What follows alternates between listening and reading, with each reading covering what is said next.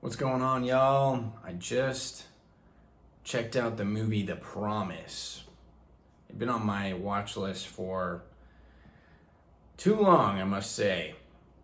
I heard about it because I've been trying to find films, if any, that address the Armenian genocide, portray it, and that was the only one I could seem to find.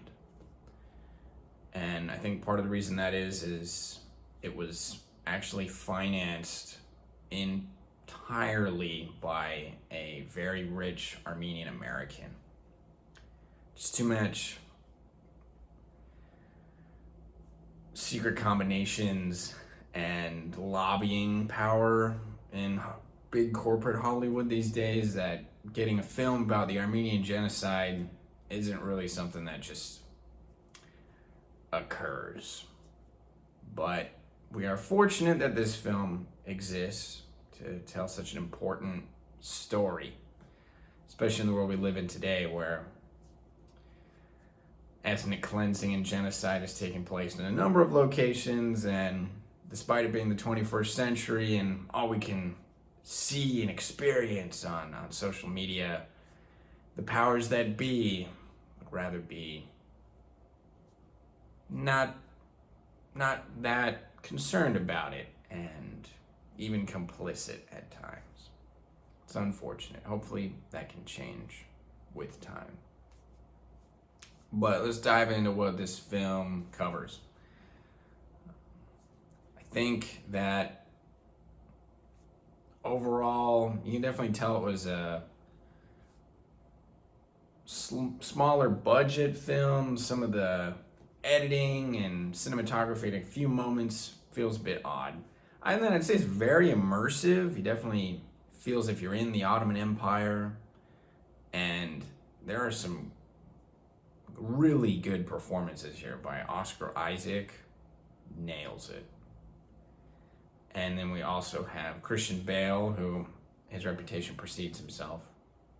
So we got two main leads, and the portrayal of the genocide and ethnic cleansing was accurate and sobering, as it should be. I will say where this film loses me a bit is we can just experience this type of storytelling without a love story, especially a love triangle. That's where the film really lost me. Seeing these characters just, man, they're just changing their feelings about each other every few minutes.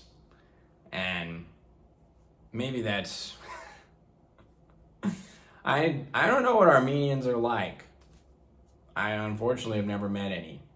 But I don't know if that's an Armenian stereotype or what, but it did not need to be in this film. They could have told its story without that. Ugh. Aside from that, I'd say this film's excellent, but that really drags it down.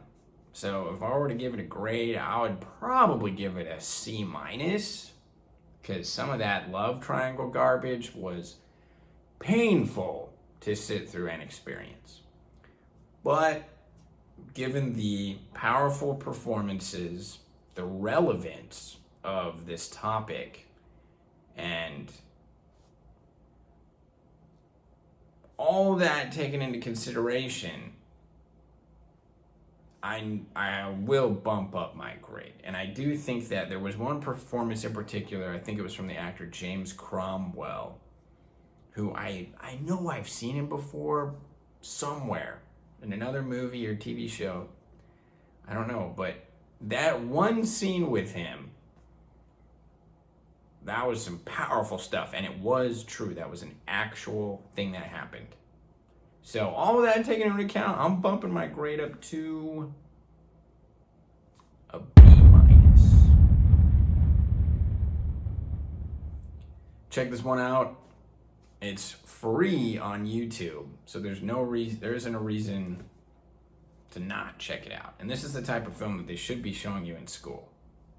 with regards to why the love triangle is so painful to experience, the only thing I can really chalk it up to is imagine if Schindler's List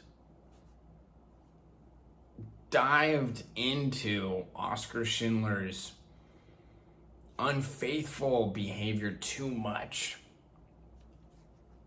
And within the film Schindler's List, his triumphs with multiple women and all of that was mostly just in the background.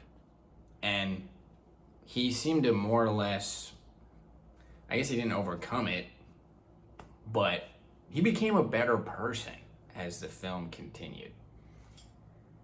In this film, imagine if he didn't become a better person, and that was such a huge focus of the story. Oh, that is why I almost gave this film a C-. Well, with that concludes the review for today, and I hope y'all have an awesome weekend. Ciao, ciao.